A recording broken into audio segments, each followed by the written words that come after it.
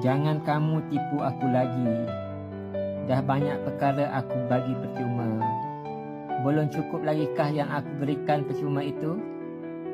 Jelaskan pada aku dengan sebaik mungkin. Aku menunggu jawapanmu.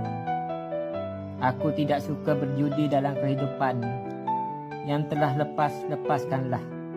Yang apa perlu kita jaga untuk hari masa akan datang, kita perjuangkanlah. Aku jenis tidak pandai bercakap. Kadang-kadang lidahku pelat kelu untuk berkata-kata. Usia makin meningkat.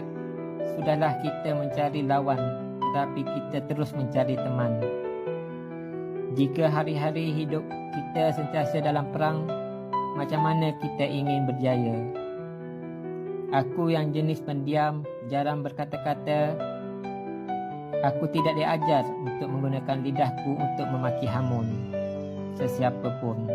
Cuma aku diajar untuk berjuang.